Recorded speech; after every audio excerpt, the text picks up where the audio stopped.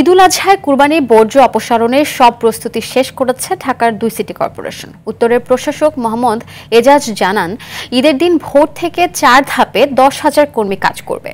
আর দক্ষিণের প্রধান নির্বাহী কর্মকর্তা ডক্টর মোহাম্মদ জিল্লুর রহমান জানান, পরিচ্ছন্নতা কর্মীরাই ময়লা সরাবে, প্রয়োজনে সেনা ও নৌবাহিনীর সহযোগিতা নেবে।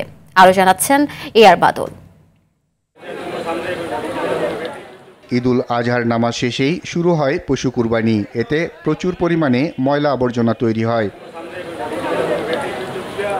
ঢাকার ২ সিটিতে মেয়র না থাকলেও এবার কুরবানির পশুর ময়লা অপসারণে তার কোনো প্রভাব পড়বে না।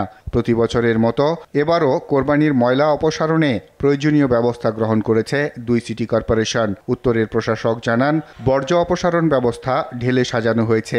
ময়লা কোথায় ফেলা হবে, কর্মীরা কিভাবে কাজ করবে, কত সময় লাগবে, সব পরিকল্পনাই নেওয়া হয়েছে। আমরা প্রস্তুত আছি। আমরা দিনের ময়লা দিনে পরিষ্কার করতে ৪ স্তরের প্রস্তুতি।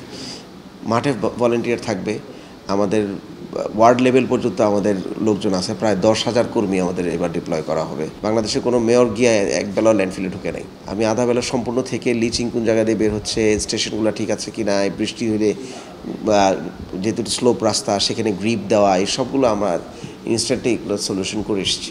অন্যদিকে দক্ষিণের প্রধান নির্বাহী কর্মকর্তা জানান, যথাসময়ে সিটি কর্পোরেশনের পরিচ্ছন্নতা কর্মীরা ময়লা অপসারণ করবে। বছর বলেছি ৩টা থেকে শুরু করতে, দ্রুত সব অপসারণ করতে পারে। এই জন্য ডাম্প ট্রাক, এটা আমাদের কিছু ঘাটতি আছে। গত বছরে এই ঘাটতিটা ওইভাবে পূরণ করা হয় নাই। এবছর আমরা এটা বিভিন্ন সংস্থা থেকে আমরা, বিশেষ করে আমাদের স্থানীয় প্রকৌশল, রোডস অ্যান্ড হাইওয়েজ, ইভেন আমাদের বাংলাদেশ সেনাবাহিনী এবং নেভিরও কিছু অল্প, এটা খুব ওদেরটা খুব অল্প, আমাদের ম্যাক্সিমামই আছে। সেটাও আমরা স্ট্যান্ড বাই রেখেছি, নেভি এবং এই সেনাবাহিনীরটা যদি লাগে তাৎক্ষণিক আমরা নিতে পারবো। ময়লা ফেলার জন্য ব্যাগ ও দুর্গন্ধ ছড়ানো ঠেকাতে ইতোমধ্যে বিভিন্ন সামগ্রী বিতরণ করেছে ২ সিটি কর্পোরেশন। এআর বাদল, RTV, ঢাকা।